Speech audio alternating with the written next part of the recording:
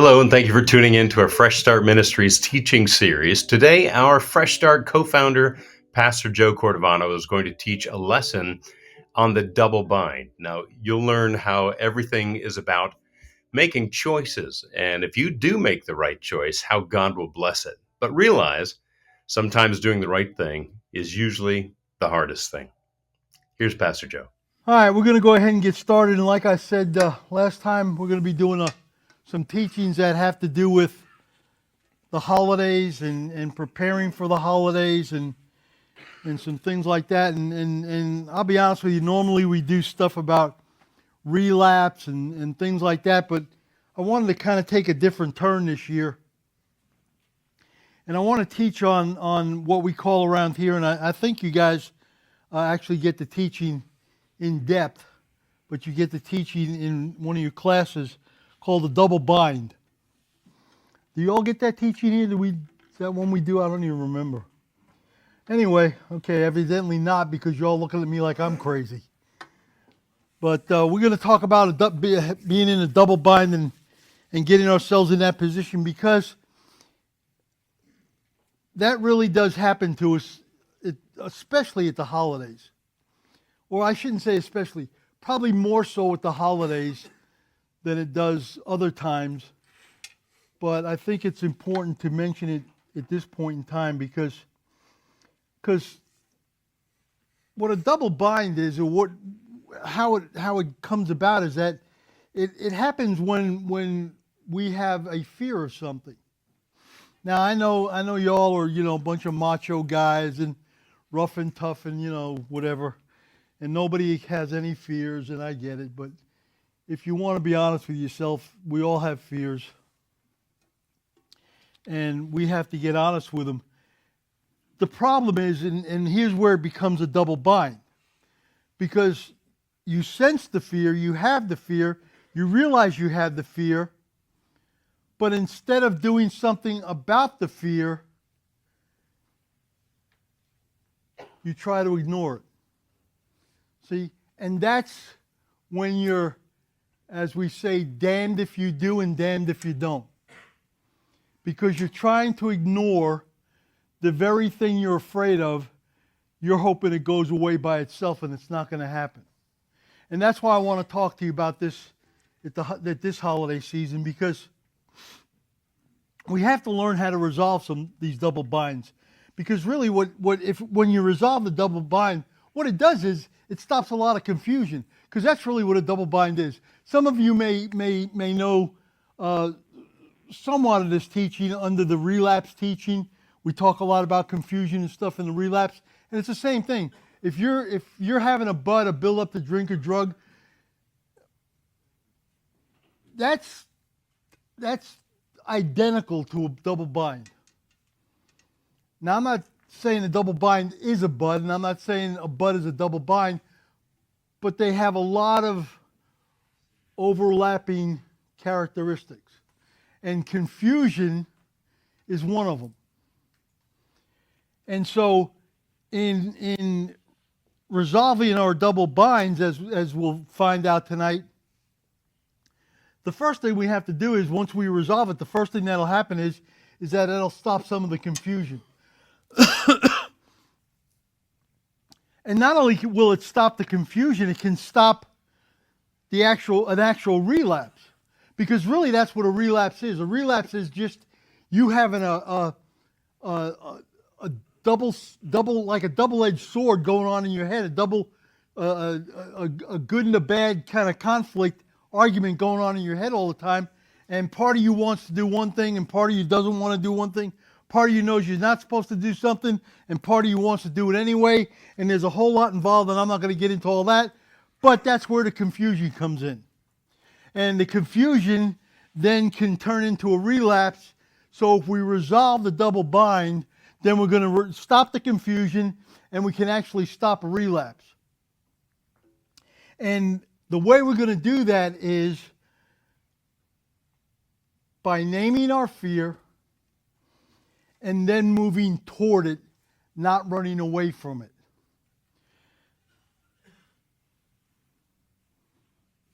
Steps 4 and 10. step 4 in particular, made a fearless and moral inventory of ourselves. I know I've in the last couple of months I've been sounding like a broken record, maybe for the last year, because I'm really pounding down on our daily moral inventory and our journaling and our prayer time and stuff. But I can't emphasize enough how important those 3 tools are to you in your recovery, especially the DMI, the daily moral inventory, because as I said, in order to conquer a double bind, being in a double bind, in order to come out of it, let's say, the only way you're going to come out of it is by addressing the very thing that you're afraid of. And I don't know what that thing may be, and it's obviously going to be different in everybody. But if you really get down to it, and you really look at some of the attitudes and things that are cropping up, the negative attitudes and things that are cropping up on your daily moral inventory, you have to, when looking at that thing, you have to understand or try to understand that most of that stuff is either starting with fear, or fear and whatever else is going on are first cousins at the least. Okay? There's nothing that goes on inside of us that doesn't have to do with fear. There's nothing that goes on inside of us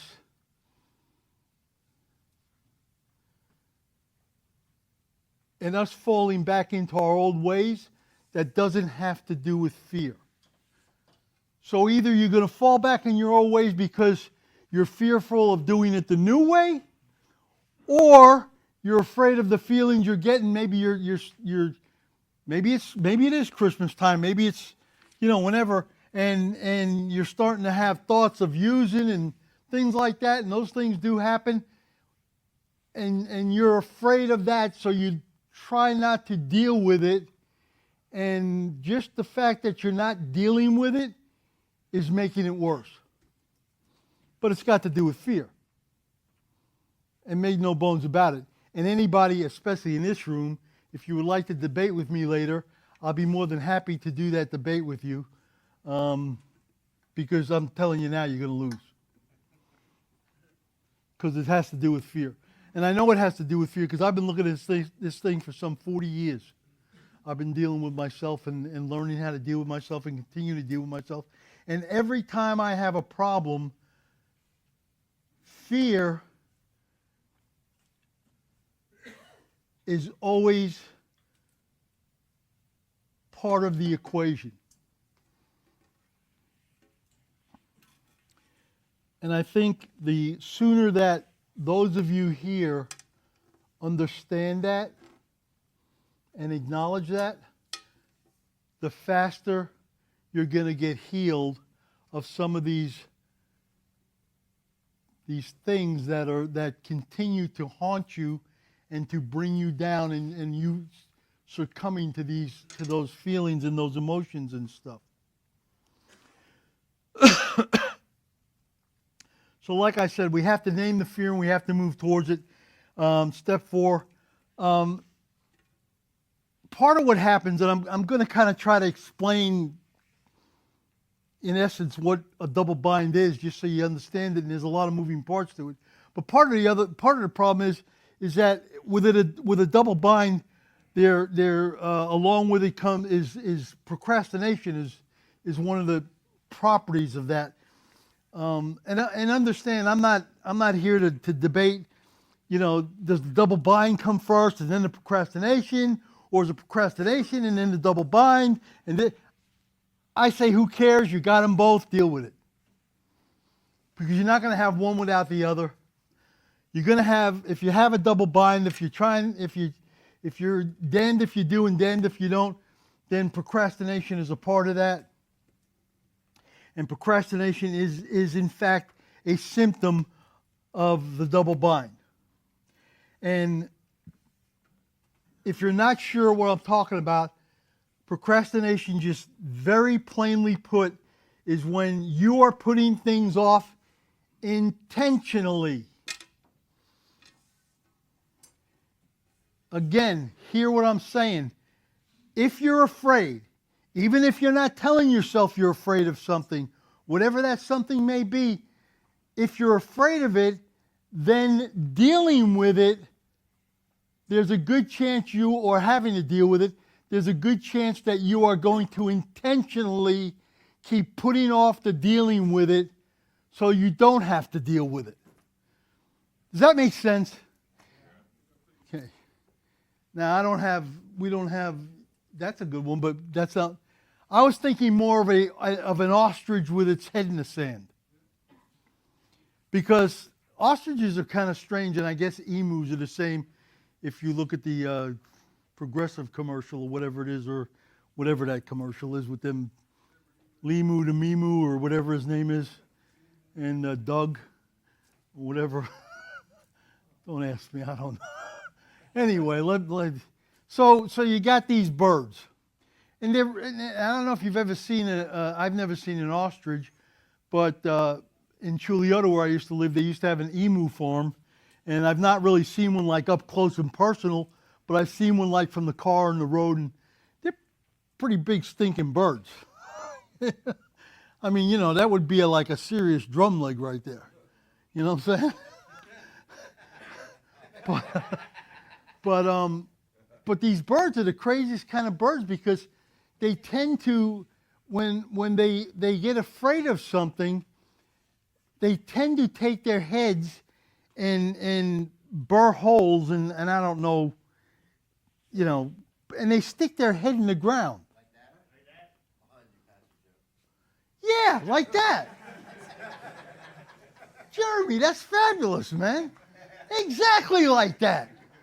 Now, seeing as I have this wonderful illustration, so he sticks his head in the sand. He doesn't see or hear anything. I don't know if it's a he, but this thing doesn't hear or see anything. And he thinks all the problems have gone away. What I want to bring to your attention and those watching this in the future is, what part of this bird is sticking out? Think about that. Now, I'll be honest with you. Having this illustration is better than me giving you an illustration. Because I was ready to like give you an illustration. But this is great because really that's what happens. And isn't that really what's going on inside of us? When we don't want to face our fears and stuff, we stick our heads in the ground, and really in reality what's really sticking out is our rear ends. Our butts are hanging out. And sometimes it gets us in trouble, and sometimes it doesn't. Now, we just went through a sociogram here, so some of you know exactly what I'm talking about how it can get you in trouble. Because some of you have gotten some votes and had your brothers who care about you speaking dead into your lives. But if we want to get healed, if we want to get healthy, then we are going to have to take our heads out of the sand and deal with this. And I don't know what kind of animals those are behind it. I don't know if this thing is hiding its head because it's afraid of those animals. But just because its head's in the sand doesn't mean those animals didn't go away, did they? And just because you stick your head in the sand and procrastinate doesn't make the problem go away. Or just because you do drugs to try to make the problem go away, have you noticed that the problem doesn't go away? As a matter of fact, most of you in this room at least should have noticed that the problem only gets worse. And hopefully you're all in your right minds and are able to admit that at this point in time, and you're getting a handle on this thing, and you're getting healed of some of that stuff. But there is no way that we can hide from our problems, from our character defects, and try not to deal with them, or try to deal with them through mood-altering substances, and think that because I'm high as a kite and my head, so to speak, is in the sand, that the rest of me is not overly exposed. I mean, if you really think about it, I don't know what those animals are. Like I said, they look like donkeys to me or something. Gazelles, okay, so that's what they are. Thank you. How did you know that? Who said that? Oh, okay. So these gazelles, I'm sure this thing is hiding because these gazelles probably see that as like I said, a serious chicken leg, turkey leg or something. And so this thing's hiding, but really, if you think about it and think about your drug use, you did drugs thinking, well, this thing would go away, but really, did it go away, or did you just stick your head in the sand and the rest of you was exposed? Now, some of you have been to, I like to call them the gray bar hotels or motels. They have one in Brevard. They have one in Orange. Every county's got one, the Gray Bar Motel, and that's where you are you are hosted as a guest. I shouldn't say you're not hosted, but your host is the county, and you are their guest, and they will feed you and take care of you, and depending on what the judge said, how much time you got to spend in that Gray Bar Hotel, could be a couple of months, could be a year or so. If you're really lucky, you go to the state Gray Bar hotels. They're really a lot nicer and bigger, and then you get to stay there for a lot of years. Nobody's laughing at that one. Okay, get it. But you see what I'm saying? But again, that's what I'm getting at. So we've done that. We've tried that, and all it's done is gotten us into more trouble. And here's the sad part about it is that we do it once, we get in trouble, only the problem is we don't learn. And so the next time we get into a double bind, we then do the same thing. And then we have more problems. And hopefully somewhere along the line, and I'm hoping to God that everybody in this room has learned that lesson, and you're not going back to the Gray Bar Hotel in any way, shape, or form, except maybe to go minister there if they let you go there, but that's it. But you're not going to be a guest of the county or the state anymore, or any state for that matter, in that way, shape, or form. See, but we have to understand that we're having fear, we're having procrastination, we're having just being like confusion and all that stuff, because if we don't understand it, then we're not going to be able to find a way out of it. Does that make sense? It's kind of like, and again, I'm not a explorer type or anything like that. My son was in the Army, and he had to do a lot of that, what they call it when they throw you in the woods with a compass. Land navigation. Yes, thank you. And he was in the Rangers, and he had to do some of that, and he happened to be pretty good at it. Me, I can't without what's her name? I don't even know her name, but my GPS woman there. I hit an app on my phone, I plug it in, and my little screen comes up in my car, and not only will it show me where to go, it'll tell me how to get there. Verbally. And it's pretty cool until she gets lost. So today she got lost. Evidently I had I know this was my fault. I had 2 addresses, and they both said work on them. Let me see if I can kind of paint a mental picture for you as far as what's going on with this double bind. And the first thing is that I want you to understand that it's a battle, a mental battle that's going on in your subconscious. Now, if you've been here for a minute, You know, I've talked about the mind, and I try to keep things as simple as I can. I'm not going all crazy. And simply stated, your mind your brain is made up of 7/8 of it. 7/8 of it is subconscious. 1/8 is consciousness.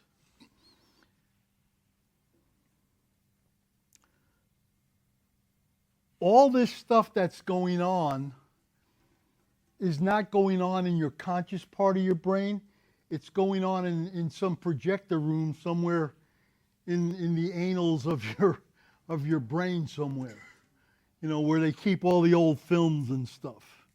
You know, they're all dusty and all that. You know, the old round ones where you had to thread them through the machine and those kind of films. Or if you're a little more, you know, like I am, then cassette players, 8-tracks or VHSs and that kind of stuff. But that's so. I want you to visualize that. So this is all starting to happen. You know, you're starting to get confused and double bind and procrastination and fears and I'm making it sound like it's all right there in the forefront of your mind, and it's really not. It's taking place in 7/8 of your brain before it even comes to the forefront of your mind. And I want you to understand that, because here's what happens with all that. So let's just use an example that you have, maybe fear trusting people. So you have fear trusting people. Maybe you came in here tonight for the first time or the other day, and of course, you know, this bunch of guys can be scary. I get it. You know, at first, until you get to know them, and then you find out we're a bunch of loving people, and we're all in the same boat. But it can be a little scary. So you come in. Let's say you come in here, and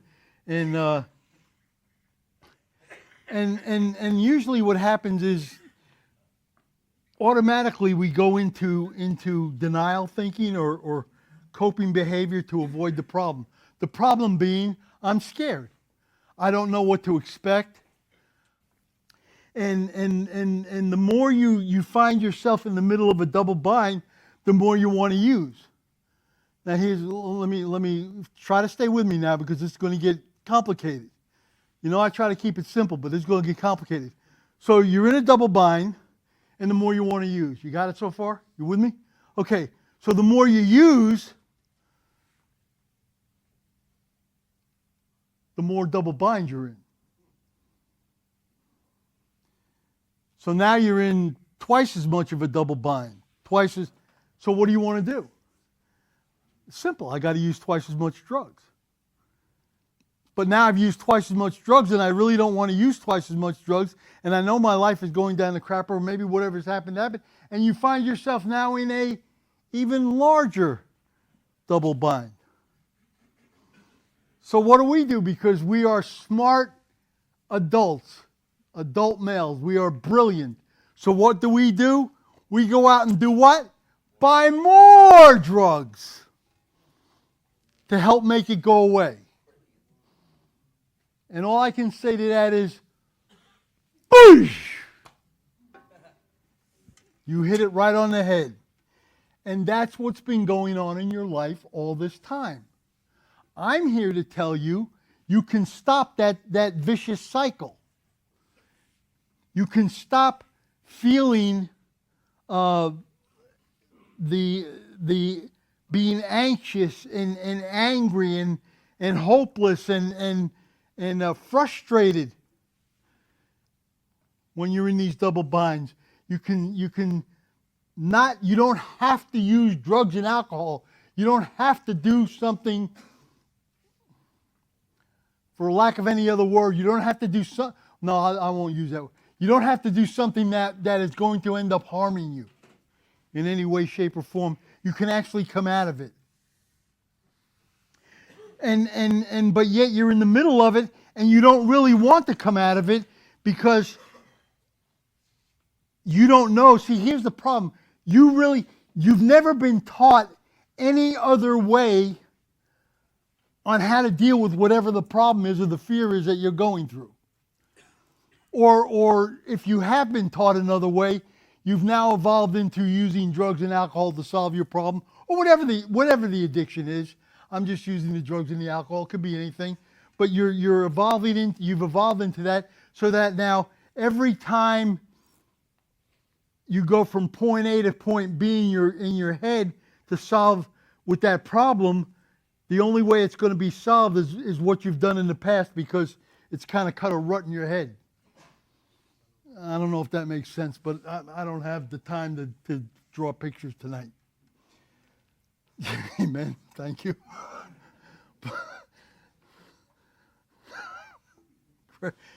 Don't hold back. Just let it all hang out, guys. But anyway, you see what I'm saying?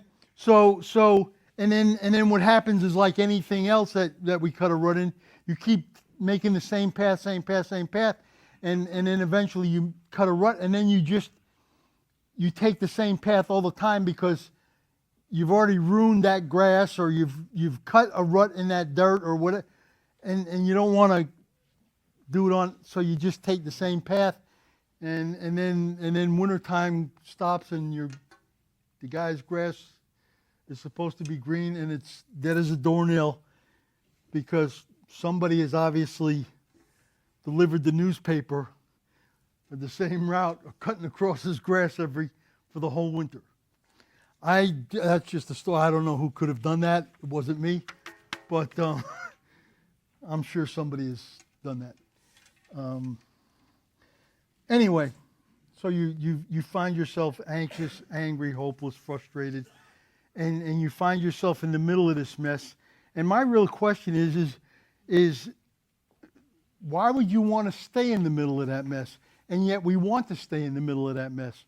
There's parts of us that are too afraid to move out of it, just like that ostrich or emu, whatever that was, too afraid to move, thinking it's safe just because its head's in the sand.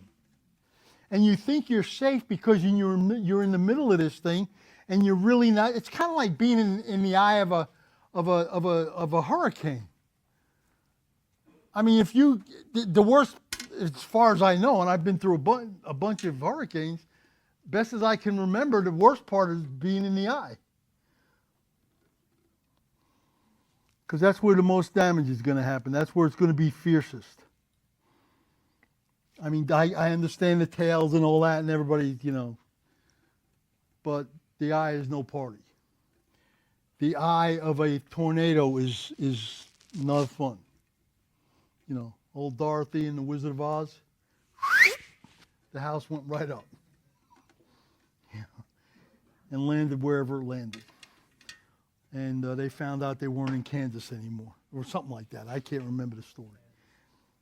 But anyway, but you get the picture. So you would think that me or us trying to help you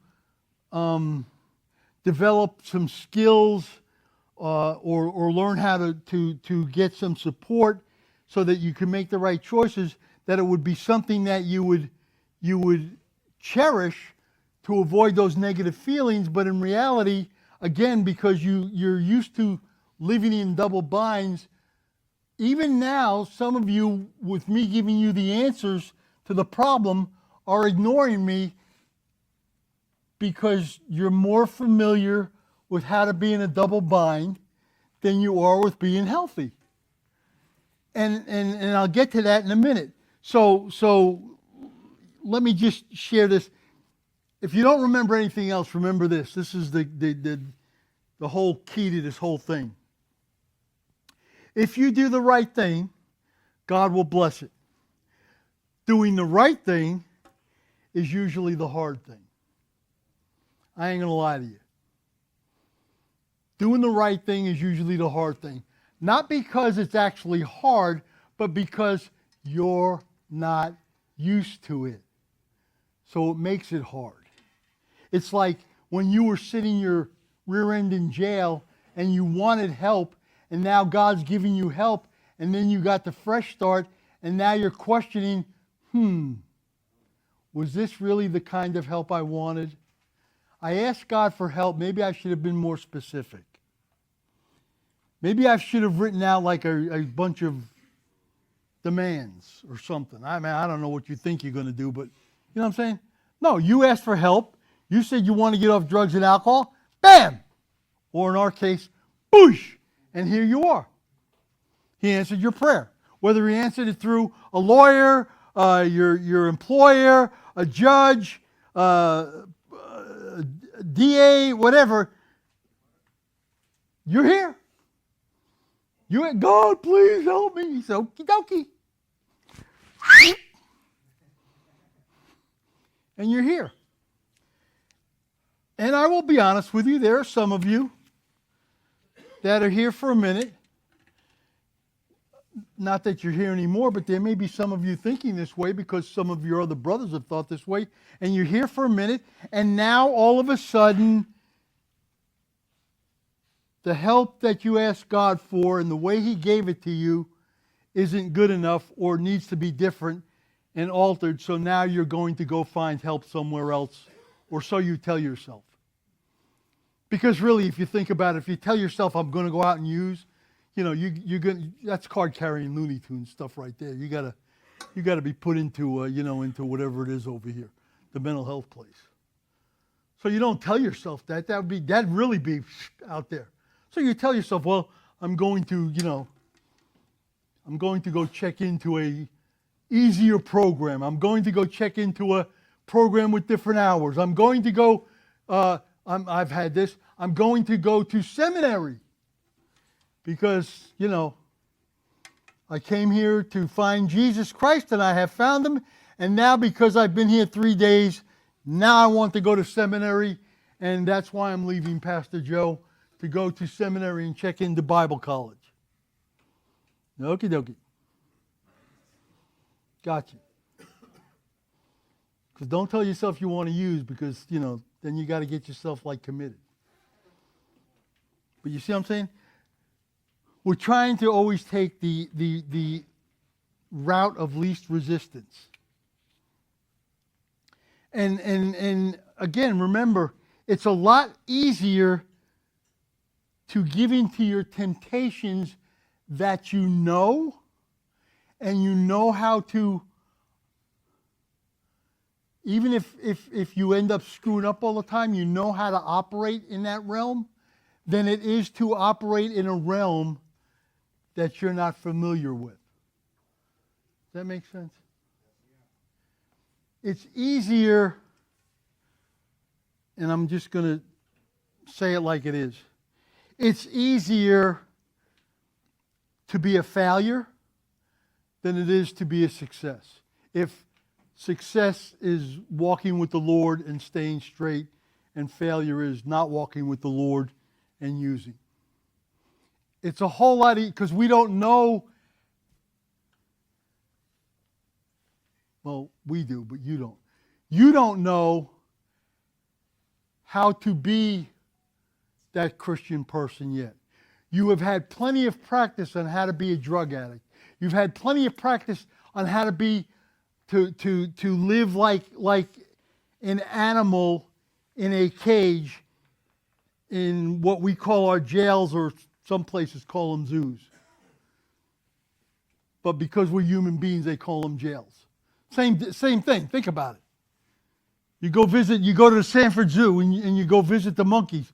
What are they in? They're in a cage. You go visit the hippopotamuses. What are they? Well, they're not really in a cage, but they can't get at you. You go visit the lions and the tigers and the bears. Oh my! No, just little Wizard of Oz coming up. Isn't that? I mean, think about it. Isn't that jail for the animals? I mean, we put our and I'm not. I tend to call things the way they are, so we can say all day long we want to put our little puppies in these little cages, so that they can be safe and we can transport them and stuff. But let's get real. We're putting them in a mobile jail. That's what we're putting them in. We're putting them in lockdown. You say, oh, get in there, little puppy. Really what you say is, okay, lights out, lockdown, That's it. Party over.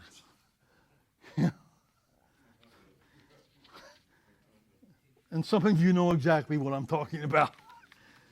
All right. But you see what I'm saying? So we need to learn how to do the right thing. I'm not going to lie to you. Doing the right thing, doing the God thing is going to be the harder thing for us to do.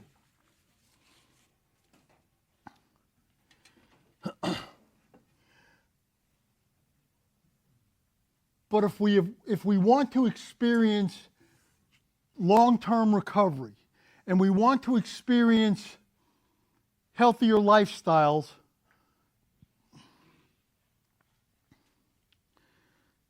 as far as I'm concerned, the only real way to achieve all that is with God. Now, again, what is this all about? It's all about choices. That's all I'm trying to teach you tonight. Choices. Everything is about choices, and we have to learn how to choose appropriately. So here, I'm going to just give you the formula one more time. Those of you that are a little bit denser than others, try to hang with me here for a minute, okay? Because this is going to get pretty deep, okay? So you do the right thing, and God blesses it. Y'all got that? Right thing, blessing. But when you do the right thing and God blesses it, it's probably going to be harder than being a failure or being unsuccessful. Going back to your old lifestyle. Going back to the people, places, and things that you're comfortable with. See, it's not easy sitting in a church stone cold sober trying to make friends. It's a lot easier sitting around some bar or whatever where everybody's getting crocked and, you all have something in common. You're all idiots. I used to be one of those idiots. I'm talking about myself. So, I used to be one of those idiots. But trust me, it's like now. It's harder. I can't go. I've been in places that have bars. And well, sir, while you're waiting for your table, would you like to sit at the bar? No, I don't want to sit at the frickin' bar. I have nothing in common with the bar or the people at the bar. I came here to eat, not drink. So no. Where else do you have I can sit? Nowhere. Then I stand. Not a problem. Or goodbye. But you see what I'm saying? Why would I want to sit at the bar? Because I'm not going to be comfortable at the bar. I'm not that bar person anymore. That's not where I'm comfortable. I'm more comfortable now that I've been doing this a minute in churches. And to be real honest with you, I'm even more comfortable in this kind of setting than I actually in a church. Because at least I know here, we're all screwed up, including me. In a church, it's a little iffy. You never know. But they don't know. So sometimes they think they're a lot further along than they are.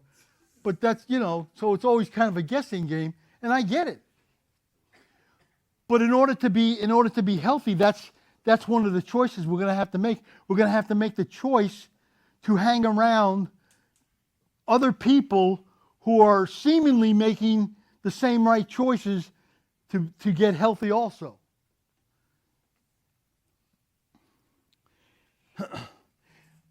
That choice is not, well, I drink hard alcohol, so I'll only drink beer. That's not the right choices I'm talking about. Or I'm an alcoholic, so I'll just smoke marijuana. Wrong choice. Still substance. I don't care what everybody else is trying to tell you. Which, by the way, got shot down here in Florida once again. Because we're not idiots. We look at other states and we see what's happening, and it's like, well, I don't know, man. Doesn't look like it's working out real well for them states. Maybe we just need to rethink this thing one more time. But anyway, that's a whole other political avenue that I won't get into until Trump makes me his chaplain. I'm waiting for it to come down any day now. Just kidding around for those of you that don't get my humor. Okay, so anyway, let's keep moving on. So as we begin to work through these double binds, what happens is we begin to do the right thing, and in doing the right thing, what then our result is more of a clear conscience. And as you have a more of a clear conscience, then that is going to restore and open up honest relationships with God, self, and others. And then as you're doing that and you're around people who are like-minded, then you are finding yourself, or you should be finding yourself,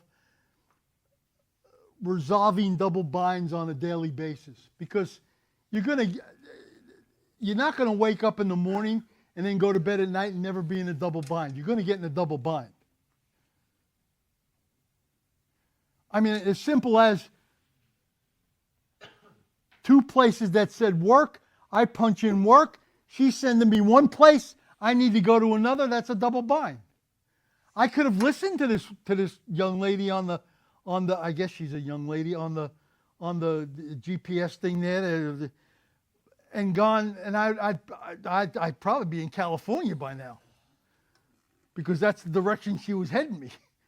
I mean, I was already in Altamont. She was wanting me to go towards Daytona. I'm thinking, well, that's a pretty long way around to get to 4436. You know, maybe I think there's a shorter route than that.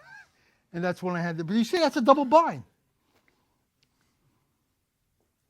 But when we don't deal with those double binds, then what happens is we get exhausted. We feel exhaustion, and when we feel exhaustion, then we begin to panic.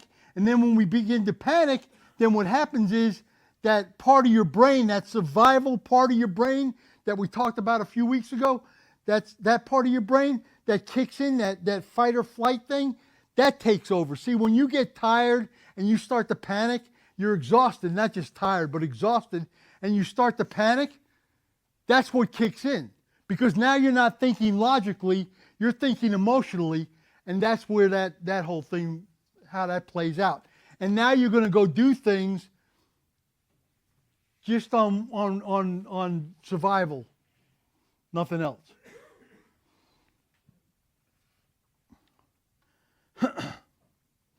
And when our survival brain takes over, then that's when the cravings come in. Because that's what our survival brain does. This is jacked up. This is messed up. Go use dope. Dope works. I'm not going to tell you dope doesn't work. It does work.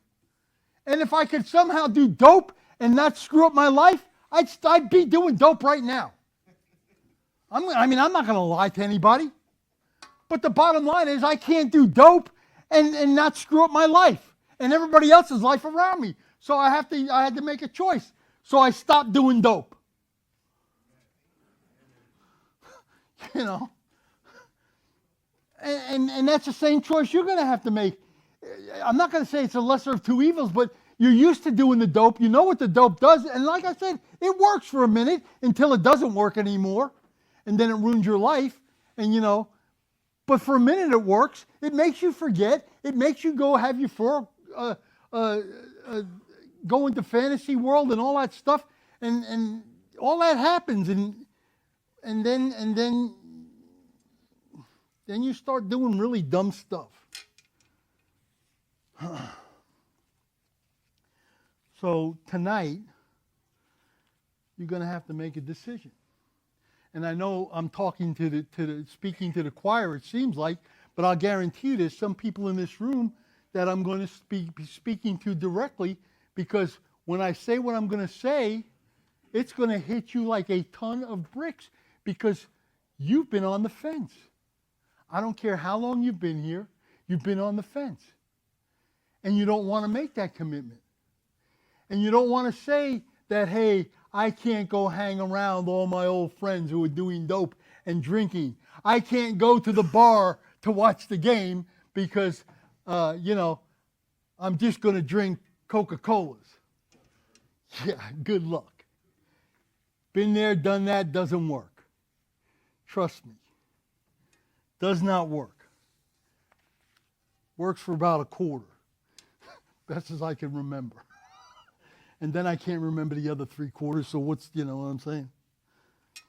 But that's our survival part of our brain, and and then the cravings come, and then we start focusing on behaviors and what we used in the past to survive, and that's what I'm getting at, and then more cravings, and then it's really hard to say no, and then we become powerless to them, and then it's impossible to say no, and then we use, and then we feel like failures, and the whole thing starts all over again.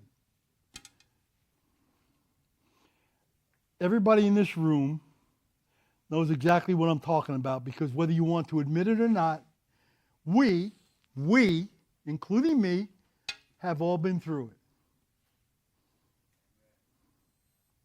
And we've all told ourselves, what's that thing about insanity?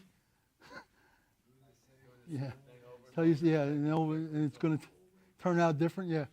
When you do the same thing over and over and over again, it's going to turn out the same way over and over and over again. It's not going to turn out different. In order for something to turn out different, you have to do something different. And that's what I'm getting at this. Because you know why? Because you've already been to Thanksgiving. You're going to be to I'm sure there's parties that you're, or talks about maybe Christmas parties at your places of work. And are you coming? And are you going to be invited? And, you know, this and that. And do I go and do I don't go? And do I tell Pastor Tim? Do I talk to my counselor? What if they tell me I can't go? Then I'm going to feel stupid. Blah, blah, blah. No, you know when you're going to feel stupid? When you do go and you end up drinking as much as you're going to drink. And then not only do you lose your job because you've acted like a moron, but then you don't have a place here at Fresh Start to live anymore either. Think about that. See? I mean, really, is it that hard to tell your boss, hey, listen, I don't feel comfortable coming because I know there's booze and I don't have a problem with you all drinking, but I don't want to put myself in that position. Does that take some cojones? Yes, it does. But I'll be honest with you. Kelly was an executive secretary for a defense contractor, and they had their parties down at Rosie O'Grady's. Those of you that are a little bit older will remember Rosie O'Grady's. It was right down there by I-4 in Church Street. And it was a big venue, and they had their parties there, and it was open bar for 2 or 3 hours, and I mean, it was just crazy. And I'll be honest with you, I put it off for a long time, put it off, and then finally I felt bad because Kelly was suffering and not being around her friends or associates just because of me. So I said, you know what, I'll go. And I decided if I go, number one, I'm not drinking. And number two, if anybody asks me why I'm not drinking, I'm going to tell them why I'm not drinking. So sure enough, we're all these hot shots, and you know, I'm a nobody compared to these guys. These are all like engineers and, you know, rear admirals, retired and all, you know, and they were all, hey, and one of them said, hey, I'm going to the bar. Anybody want anything? Joe, you want something?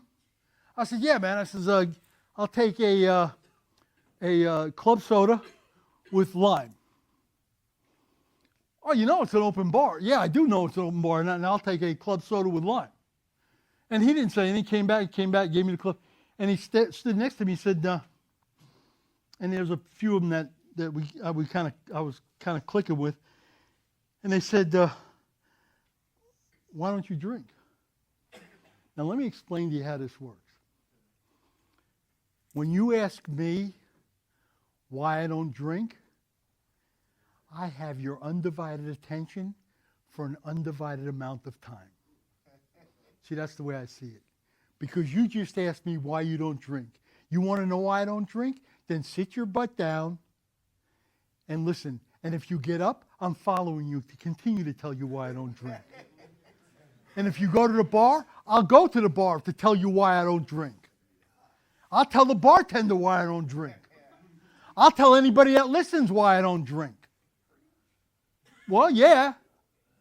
if you want to call it that, yeah. But see, the minute you say why don't you drink?